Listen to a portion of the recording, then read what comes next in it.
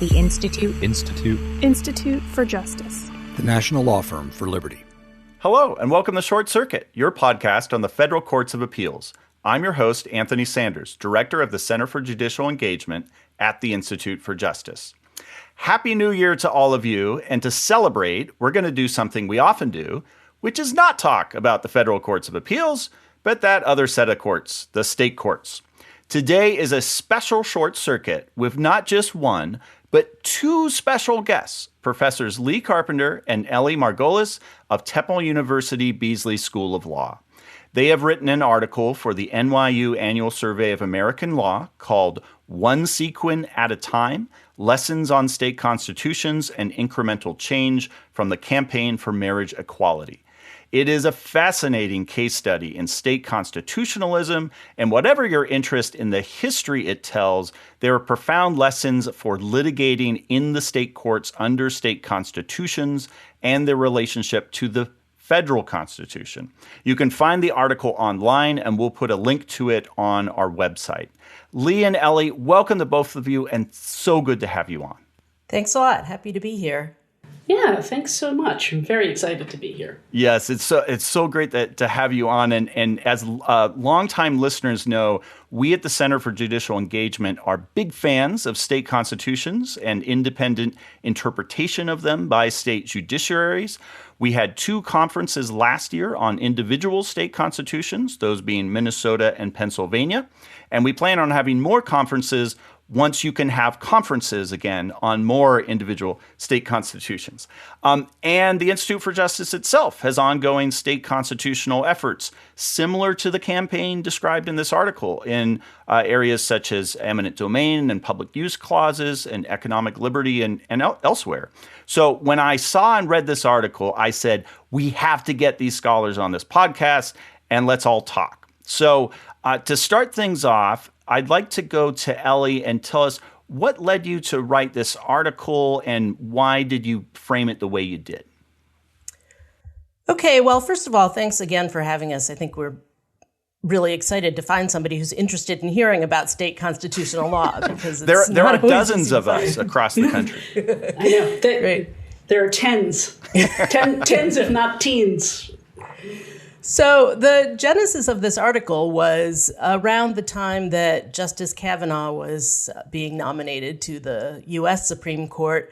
And in the media, I'm sure you remember, there was sort of this massive freak out on the part of civil rights organizations and people interested in civil rights generally about how replacing Justice Kennedy, who was famously a swing vote on rights issues, individual rights issues at the Supreme Court, with Justice Kavanaugh would change things. And I remember sitting in Lee's office talking about this and saying, hey, remember state constitutions?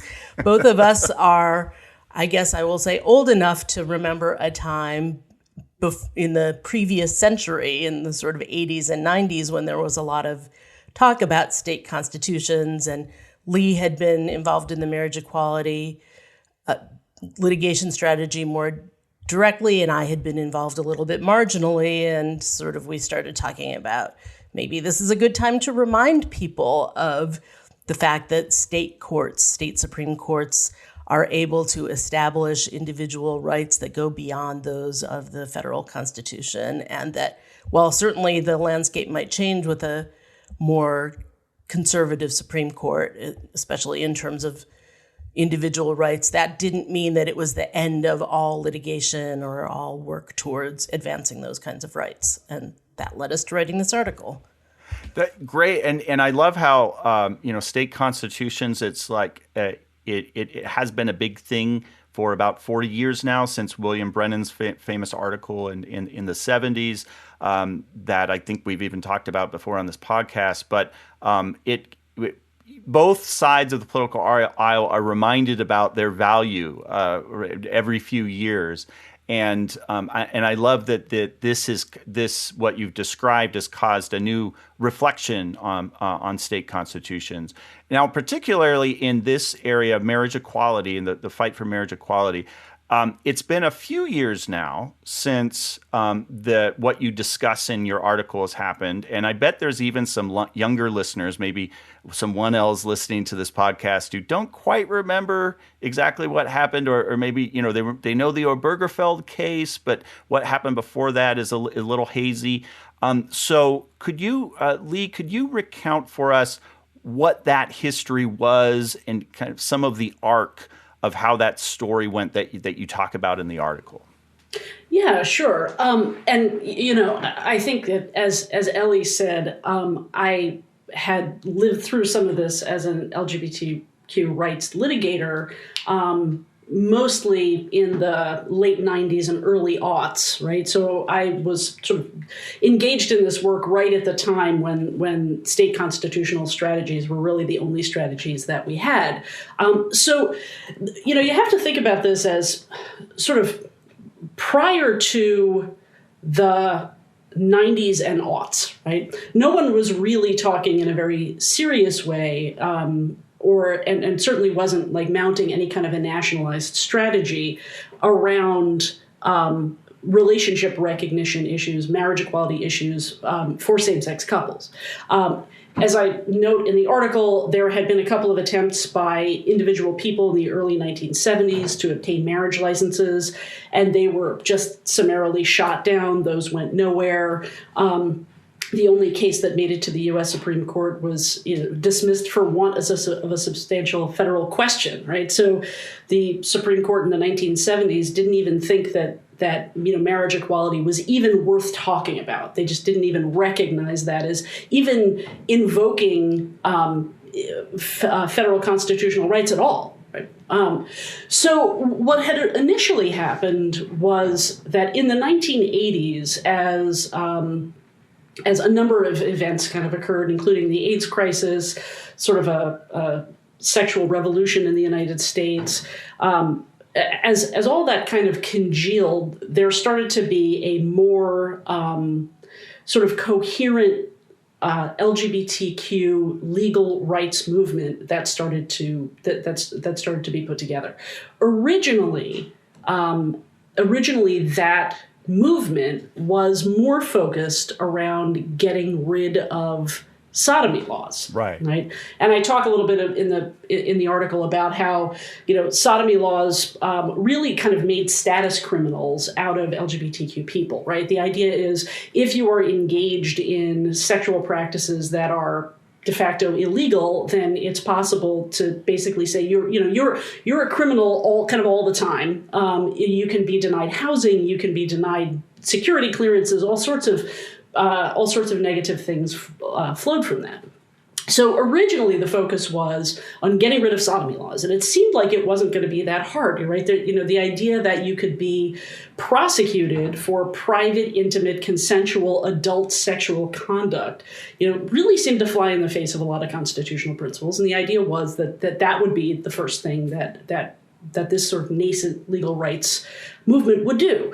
But of course, in 1986, the Supreme Court did hear Bowers versus Hardwick, and that case really went very badly for LGBTQ people. And I talk a little bit in the article about how it's not just a bad ruling in terms of what its holding is, it is really kind of gratuitously homophobic. And that case really made it pretty clear to LGBTQ rights litigators that the Supreme Court was not going to be a happy place for them to go, right? There was just, that opinion oozes a sort of a hostility toward equality claims of LGBTQ people. So then the thought was, well, what do we do? This was really a kind of a devastating blow for the movement. Just the idea that you could be, you could continue to have just your private sexual practices criminalized. And then the question was, well, where do we go from here? And some people started to kind of take up the idea of relationship recognition a little bit more seriously. And originally, in kind of the early 90s, the movement was not kind of wholeheartedly behind this. There wasn't sort of a unified field theory of, where we go next. There were individual people and individual attorneys and individual would-be litigants who were interested in bringing relationship recognition claims, but there was no real consensus that that was the best next step. But what happened was that in the turn of the 90s, right, litigants and attorneys in Hawaii sort of made the call for everyone else by bringing the case that began as Bear v. Lewin and ended as Bear v. Nicky, and brought a state constitutional claim in Hawaii, asking the Hawaii Supreme Court to recognize marriage equality, right? And it brought it solely under the Hawaii Constitution.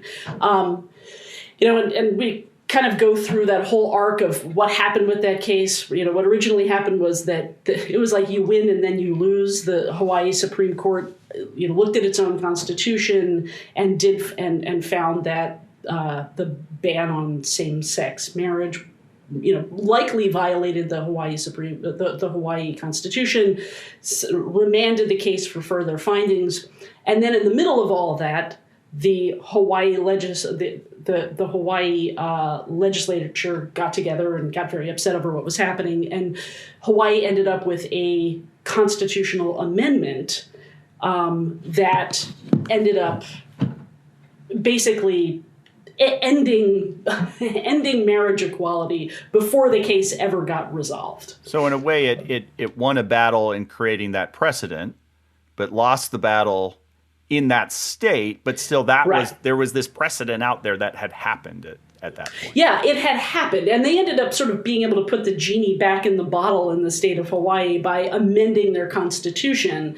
And all of that was a very kind of instructive process, right? What it taught LGBTQ rights litigators was that you could actually leverage state constitutions that had, certain characteristics. They either clauses that don't exist in the federal constitution or interpretive stances that are, that are independent or some combination of those things.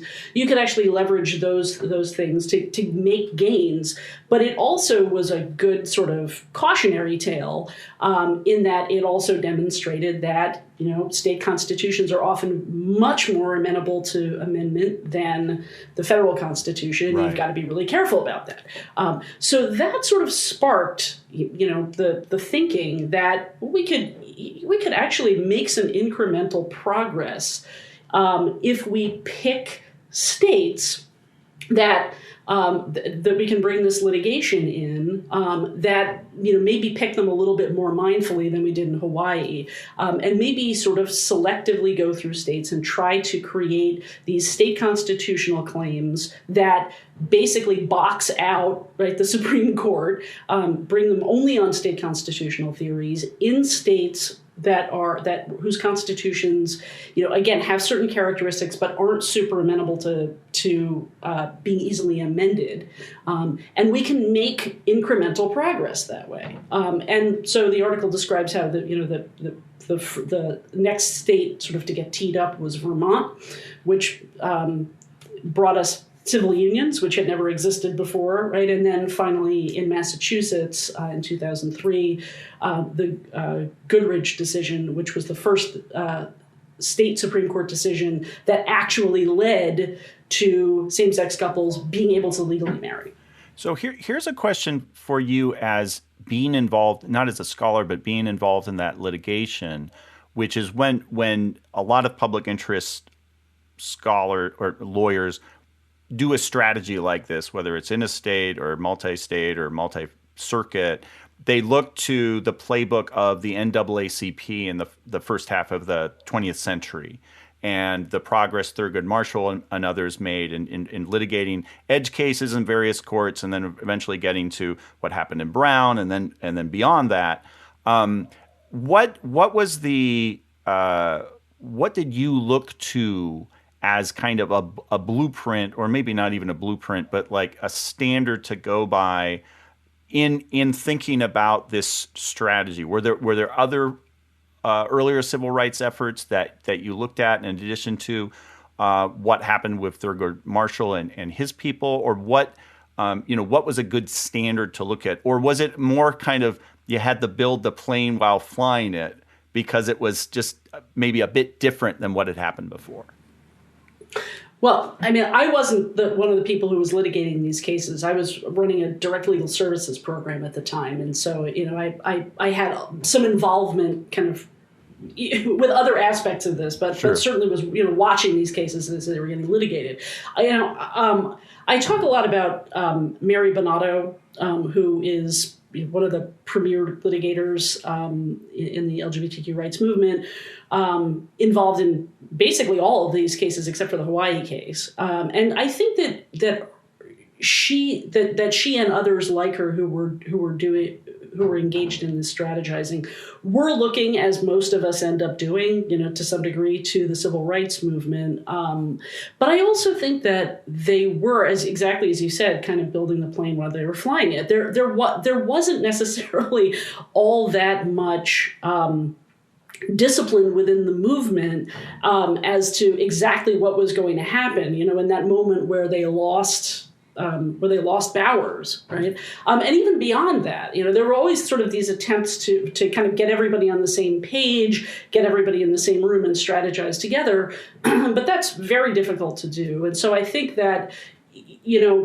that there was sort of the idea of what it would be nice to do and like the timeline under which it would be ideal to do it, but it didn't always work out that way. And so I think that, Mary Bonato and others like her that I talk about in the Evan Wolfson, other sort of the litigators who came up with the strategy, I think that they were trying to follow, to the best of their abilities, a unified strategy with the understanding that they wouldn't always be able to keep complete discipline, right, within the ranks.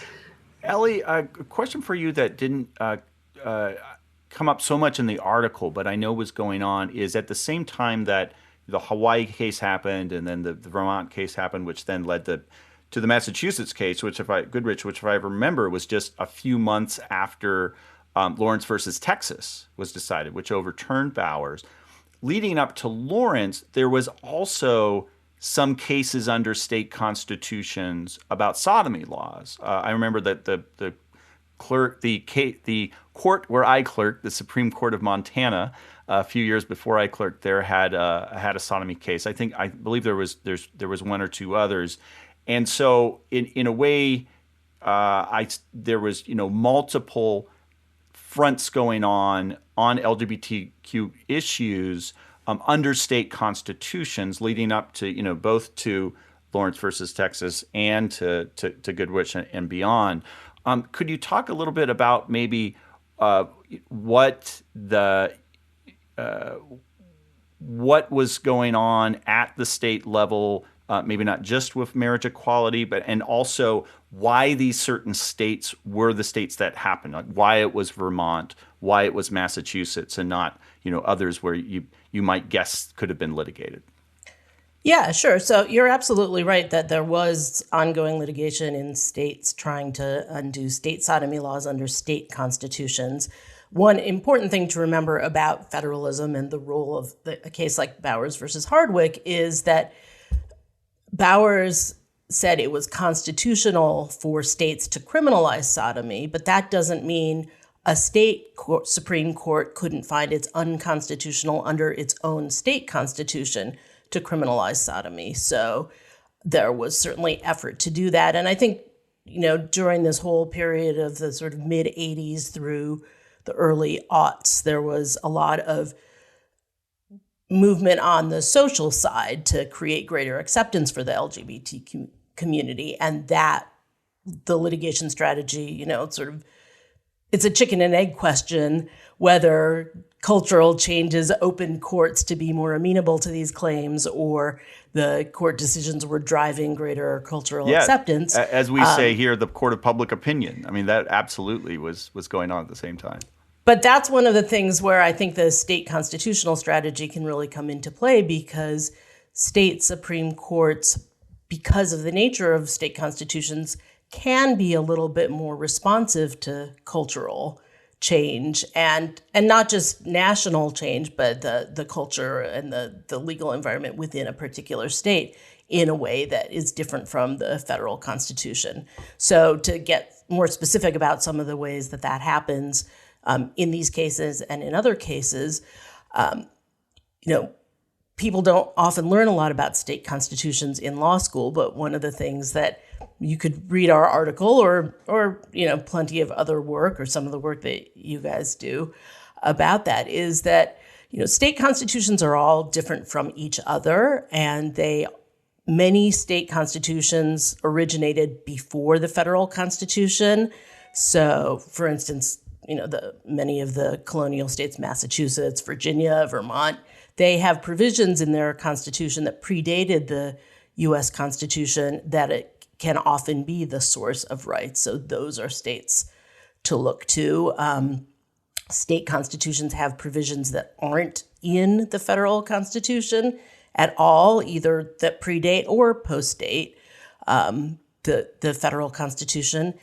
And state constitutions are more easily amended, as Lee was saying, in various ways, some very easily by simple ballot initiative, others take a multi-year process. So one of the reasons that Vermont was chosen as part of the marriage equality strategy is Vermont has a multi-year process for amending the Constitution, which would have allowed more time for litigation to avoid the problem that Hawaii ran into, which was that the Constitution was amended before the court had an opportunity to weigh in again. Which I think is one reason it's blissfully the shortest state constitution in the country, Vermont's, I think, if you add up the number of words.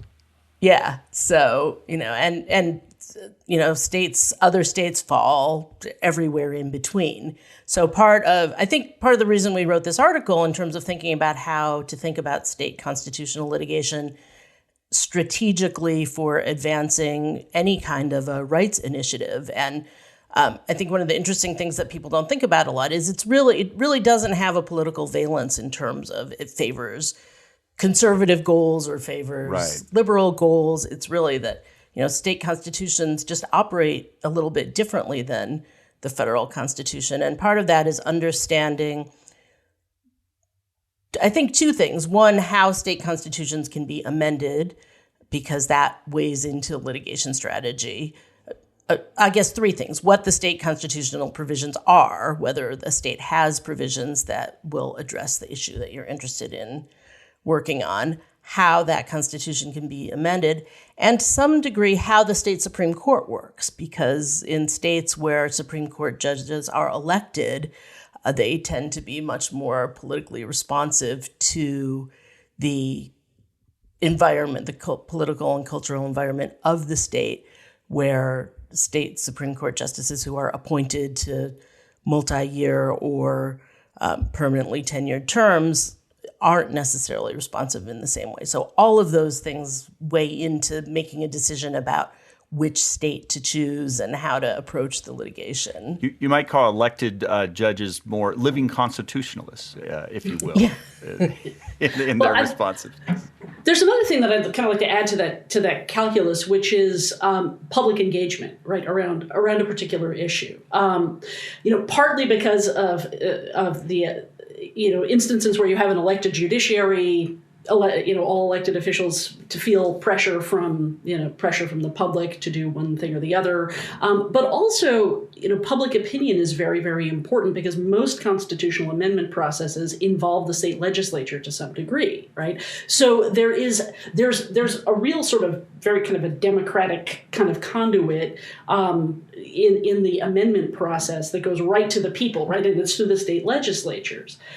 So one of the things that folks who had litigated these cases, the case in Vermont, talked about was the sort of the civic engagement of the LGBTQ community there. That's something that Beth Robinson talks about, who was who was, an LGBTQ community member in Vermont, also was one of the litigators in Baker, and is now on the Vermont Supreme Court, right? So that's one of the things that Beth Robinson talked about, was how sort of deeply engaged Vermont's LGBTQ and allied communities were around these issues, and how willing folks were in Vermont to really kind of, take the show on the road and go on these sort of public education campaigns, kind of introducing the LGBTQ community to people who would become allies. And that's not just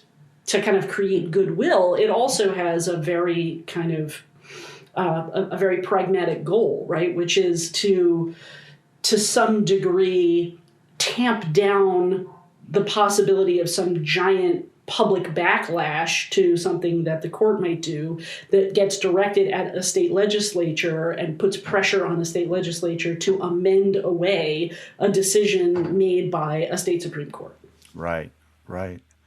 Going back to the history, as you recount the article, after 2003 with the Goodrich decision, which was a real game changer because it was the first one to have full marriage equality in a state, there were a few ups and downs for a few years in state courts, so not even talking about constitutional amendments, right? And so, a few states, I remember when New York's highest court ruled against the plaintiffs there, and then there were a couple other states that went along the way. Describe maybe what the reason for that was. Was it just, a matter of litigators march into a state, see if this one will work, and this could, of course, could happen on any issue, or was it that there was a building of a consensus? And so I think when things turned around and when California's Supreme Court ruled in 2008, which then had its own thing with Prop 8 after that, but we can ignore that for the moment. What was the reason for that kind of up and down period? Either from a public relations standpoint, if you will, or from a state nuts and bolts state constitutional viewpoint. Well, I mean, I think that in any incrementalist campaign, right, you're going to pick the shots you think you have the best chance at making first, right? And I do think that Vermont and Massachusetts were picked because they were probably the best bets, right? I am not a New York or Maryland state constitutional scholar, but I think that again, this is part and parcel of sort of the downside of these sort of incremental state by state constitutional campaigns, which is you're going to lose sometimes, right? It's not just one big case. You bring the case, whoop, you win, and it's yay, it's victory and confetti for everyone. It's like there are 50 states. You're not going to win all 50. If it was such a slam dunk that you were going to win all 50, then the U.S. Supreme Court probably would have weighed in already. Well, because we are all Federalists after all, so right. Win some, lose some. Yeah. And again, all state constitutions are different, so not all have the same language that support the results, and not all state courts have a jurisprudence of their own, interpreting their own constitutions in a way that suggests they're willing to depart from the federal constitution. A number of state Supreme Courts have explicitly said basically they're going to follow the federal constitutional jurisprudence. So, for example, in equal protection claims, they will use the tiers of scrutiny that the Supreme Court has set up, even though the state constitution doesn't necessarily have language that supports or requires that. Mm-hmm. So, in states that follow the Supreme Court, you're going to get a result that's consistent with Supreme Court precedent in a way you might not in a state where the court is willing to look outside of that jurisprudence and find other ways to interpret their own constitutional provisions. Right, and even in states where the interpretive approach sounds like it's going to mirror the federal interpretive approach, it sometimes doesn't. Right, so one of the things I always find so fascinating about Goodrich is that it purports to use rational basis review. Right, it talks about rational basis review, and then the level of scrutiny that it actually directs at the state's rationales for banning same-sex marriage is far greater, right, than the kind of, really deferential rational basis. Real rational basis. Right. We call it and it actually asks rationality. for an actual rational basis, right? It's what I would imagine a rational basis probably should involve, right? But it's viewed, and I think this was something that was in one of the dissents in Goodrich, was like, this isn't rational basis. This is clearly something a lot more toothy than rational basis review. If you look at the Hernandez case from New York, it's far more deferential. So, you can have two states that both are purporting to use, something like rational basis review, but one state has a history of, their version of the rational basis review being much more toothy than another state's. And so, you could have two states that say they're using the same interpretive approach that come out with these, irreconcilable, opinions that just seem to be looking at completely different sets of facts and applying completely different, levels of scrutiny. Whereas, so, that's one of the things that I think is difficult and vexing to so many people about state common law, right? There are so many different facets to, what makes one state constitution different from another, that it becomes really dense and extremely complex very quickly. I always think of state constitutionalists as being like the veterinarians of law, in that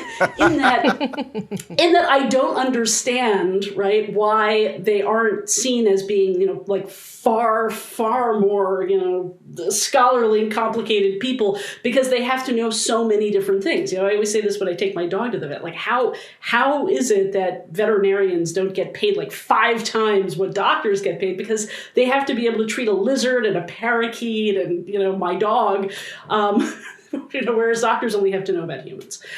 So that's kind of always how I think about it. It's really, there are so many different aspects of it that I think that, a lot of lawyers, and I think a lot of legal scholars are just like, this is really it's just a lot, right? Yeah, and it's a lot. This is a whole other subject that I've written about, and we could talk about another time, of why scholars don't pay more attention to state constitutional law. And sometimes I think it comes down to bang for your buck. If you could write an article about 50 states. That's a lot of work. You could write one about one and maybe get it published in a regional law journal, right. Or you could write about what's going on at the U.S. Supreme Court and get it in a nice journal, and everyone will maybe even read it. Sorry, Ellie. I was just going to say, I think it's a little bit of a vicious circle in the sense that I think for that reason and others, scholars write more about the federal Constitution, and law schools focus more on the federal Constitution, both for that reason and because most law schools are training lawyers, training students to go potentially to multiple states, not just the state that the law school happens to be in. So they tend to focus more on a federal approach and federal law. So then that's what students are familiar with, and they go into practice, and that's what they're comfortable with as lawyers. So they don't think to look for or make claims under state constitutions. And so there's not as robust or developed state constitutional law, and then there's less to write about, and sort of around and around. Absolutely. Although there isn't a response to that, which is you could require a comparative state constitutional law class, which precious few schools do. It was an elective when I was at the University of Minnesota, which a few people nobly took, and I failed to. I will admit. Ellie, on that point, a deeper question for you about how state constitutions, of course, have different language. Many of them have these clauses going back to George Mason about, excuse me, they're often called Lockean liberty clauses that have more expansive language than just, say, a due process clause to protect substantive liberties. There's all kinds of other language in state constitutions. And yet, you look at some of these states that, say, interpret, for example, one of these Lockean liberty clauses, and they call it their equal protection clause or their due process clause. They just kind of slap a new name on it and then import whatever the case law is. Even when some innovative litigator brings up and says, okay, the language is different here, so let's look at that closely. it seems like they often slink back into, well, what has the U.S. Supreme Court said about similar stuff? What have other states said about it? And it's a lot of hard work to get state Supreme Courts to take their own state constitutions seriously. Not just because of the lockstep doctrine, which, as you said, that's when they just look to what the U.S. Supreme Court does. But even when the language is different, there's this centrifugal force about doing what the other courts have done. Why do you think that is? Like, that these are smart people. They're not lazy. They do a good job in other parts of the law. What is it about this, trying to harmonize state constitutions when obviously the drafters of those constitutions were not into harmony? Yeah, that's a really good question, and I don't purport to have any kind of an expert answer on it. I think that part of it is, legal analysis is based on a system of precedent, and lawyers are trained to follow precedent. And that's how not just lawyers, but judges learn to do their work. And so when you look to precedent, the precedent that's there is primarily U.S. constitutional, U.S. Supreme Court jurisprudence. And so when they're looking for something to cite, right, it's a lot harder to develop a new vocabulary or a new analytical framework for assessing a claim than to use one that already exists. And it's not, I wouldn't at all say it's laziness. I don't think it is that at all, but it's just much more challenging and difficult to break from that sort of existing model and come up with a new framework or a new way of thinking about the analysis. And there is a good amount of state precedent in most states already following the federal Constitution. So state Supreme Court judges who are inclined to do that now will also have to break potentially with their own state precedent. So that's a lot of weight on the side, or centrifugal force, as you say, on the side of following the U.S. Constitution. But I do think there are a number of cases in the last 20 years where state Supreme Courts have established rights under their own constitutions beyond the federal Constitution. So it's not impossible outside of the marriage equality context. It's done quite a bit in criminal law, right? The Pennsylvania Supreme Court just a couple of weeks ago issued an opinion establishing greater rights against warrantless searches of automobiles than the U.S. Constitution provides. In the area of education, the state Supreme Courts have gone a lot further than the federal Constitution, which doesn't provide any kind of right to education. I mean, there's certainly more examples of it. And I think part of our hope in writing this article is the more it's in the conversation, the more that lawyers think about it and bring the claims, and state Supreme Courts have to confront and contend with these issues. Hopefully, it will loosen up a little bit and we'll start to see more. Yeah, and I think also, again, this kind of goes back to this cyclical problem of students in law schools not learning con law, right? Not learning state con law, everybody having to learn federal con law in the first year. So everybody has some grounding in that. And then virtually nobody ends up with any kind of like a really coherent grounding in state con law. Then it's like, who's bringing these claims and how are the claims being framed?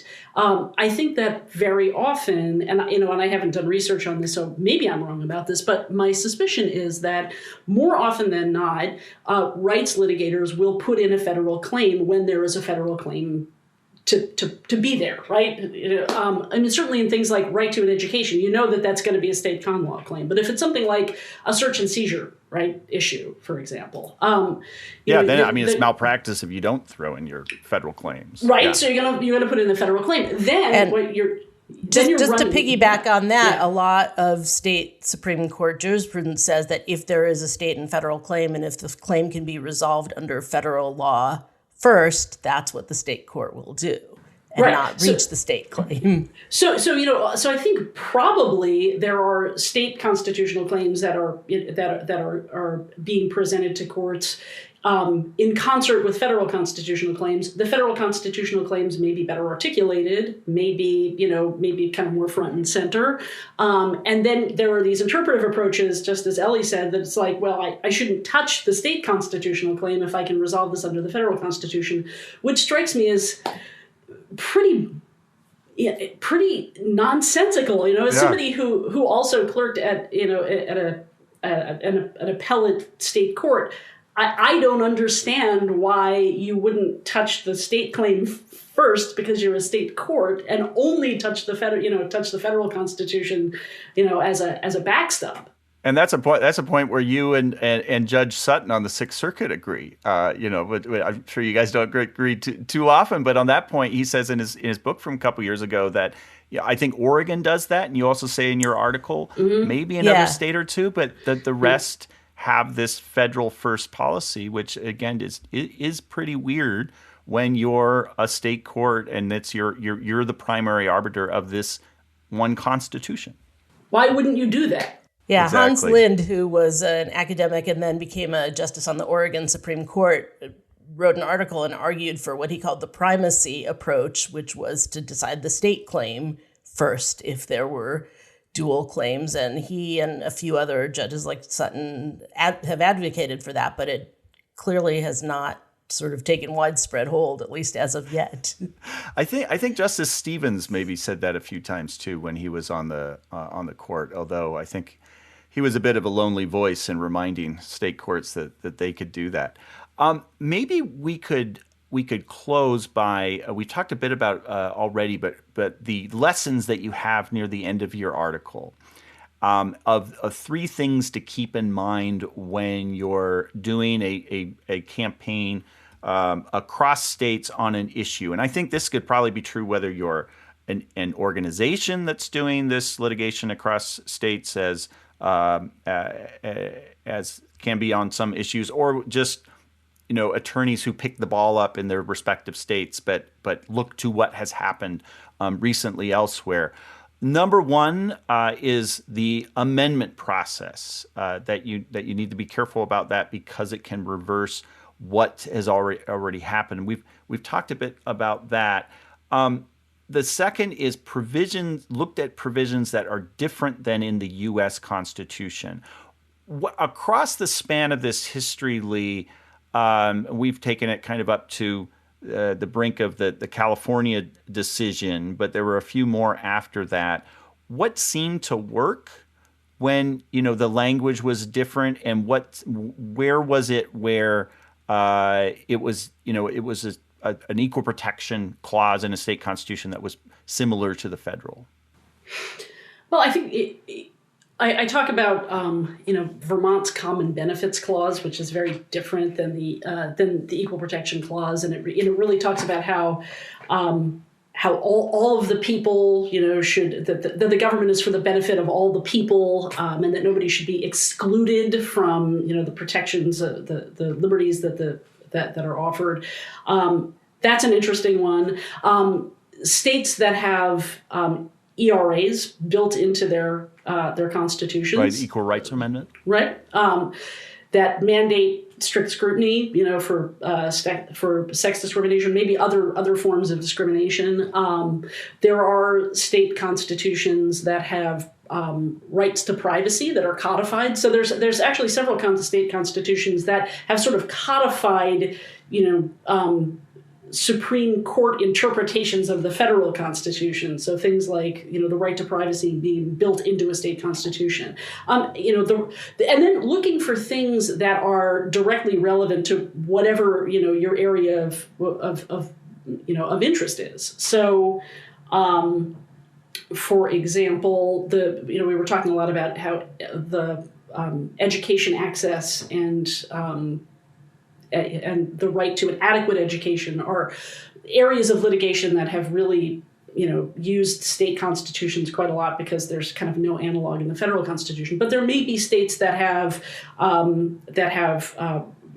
personal property rights that are articulated differently or more robustly. So those sorts of things. So you're going to look for not only generalized rights provisions that seem to be framed very broadly, but also look for things that are specific to your area of interest. That's what I would.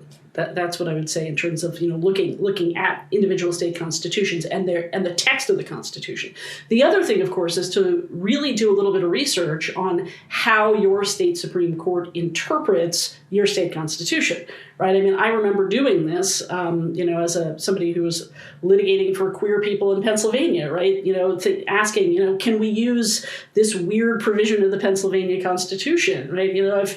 I've used the Pennsylvania Uniformity Clause, that deals with taxation, right, to try to make claims for LGBT people in Pennsylvania.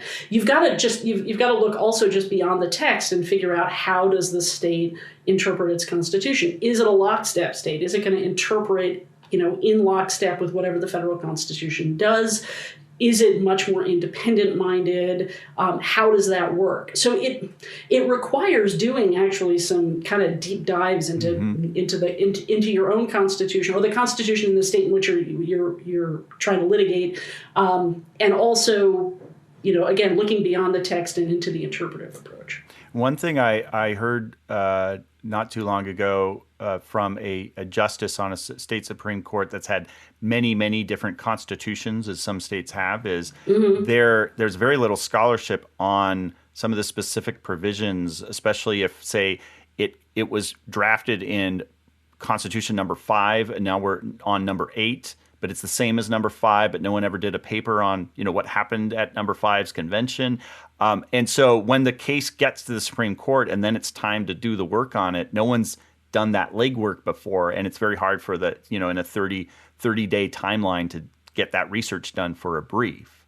And so that one thing I've seen is that you kind of need the scholars to get that work done ahead of time on some of these issues. Yeah, that's a really important point. And again, that's part of what I think causes the slow adoption of new ways of thinking about what right. And Anthony, you said court that provisions can option. Oh, I'm sorry. No, Anthony, you said you were you were a clerk at the Montana Supreme Court. That's right. Okay, right. It's the best 11 months of vacation of my life. Sure. No, we worked hard. No, I mean, I clerked at the appellate division in New Jersey, and I think that our experiences may have been somewhat similar in that, as a clerk, you're doing your best to kind of, make sense of something that's pretty complicated for someone who is probably not that far out of law school. Asking a state Supreme Court to engage in this amount, right, of scholarship and research on a tight time frame, right, using the limited resources that are available to most state Supreme Courts with virtually, no help from those of us in academia. It's really, seriously though, it's a really heavy lift. I mean, if you take yourself back to those days when you were clerking, you would be looking for a precedent and you wouldn't find any, and you would be looking at the text of your Constitution and getting really confused because you realized you're like 5 constitutions in, right? And then you would be looking at like the interpretive approach, and you'd be looking at all the different things that, maybe your state Supreme Court is supposed to look at, right? The history of the convention, what was said at the convention, the text of the like all of it. And then you would be confused and probably terrified, and you would turn to scholars, right? And that's where you would hopefully be able to find some foundational information about how you should look at your state constitution. And I think what's really unfortunate, and where we do a disservice to everybody else as scholars, is there's just, as you've said, there's just not a lot there, because the incentives are all away from writing about state constitutions. If I write about the Pennsylvania state constitution, I'm not ending up in a fancy journal, right? Right. And that's really unfortunate. But, if I try to write about all the state constitutions, I will drive myself insane. That article will never get finished, no matter, Ellie is a tremendously awesome person to write an article with, but we would need like 20 more people to write that article, and it would never get done, right? So I think, again, this sort of underdevelopment is sort of the responsibility of all of us in law. And we all have to, I think, do a little bit more work to try to say, we have to do more. And on the other hand, if there's any law students listening who are looking for a topic for their journal article and you want to hone in on some random state constitutional provision, you write an article on that, you might be the only one. You might get cited in a state Supreme Court one day. So there's maybe some incentives for you. Almost Ellie, guaranteed. Sorry. I was just going to say one other big picture lesson that we haven't really touched on in all this with the state constitutional strategy is one of the frequent critiques of this kind of work, or sort of thinking about federalism and incrementalism and different state strategies, is that you then result in different people in different states having different rights. And, you have one set of rights if you live in Pennsylvania and a different set of rights if you live in Missouri, right? So, and that's true. That is partly the nature of federalism and exists at some level for all of us all of the time. I think one of the things that I encounter with law students is they're often very surprised when they learn how different some basic things like the rights around getting a driver's license or, other kinds of, qualifying for state benefits are very different based on the state that you live in. So partly there's a degree of difference that's tolerable all the time. But with really significant rights, and I think this is part of the marriage equality story, it becomes very apparent very quickly that having a right in one state that significantly changes your right that you don't have in another state creates a lot of problems. It creates problems of tension between states, and for people who move from one state to another. And then that can lead to more of a push towards a unifying federal rule in a way that doesn't take away the rights that have already been given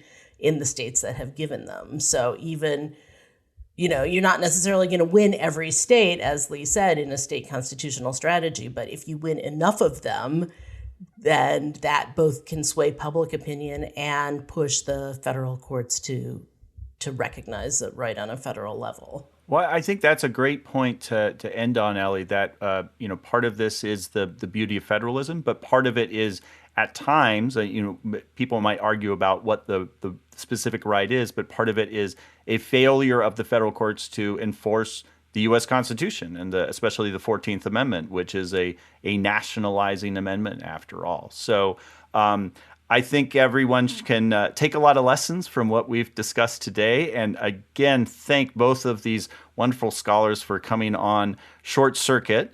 We will be back next week with a more standard podcast about the now neglected federal courts of appeals. But for now, I'd ask all of you to get engaged.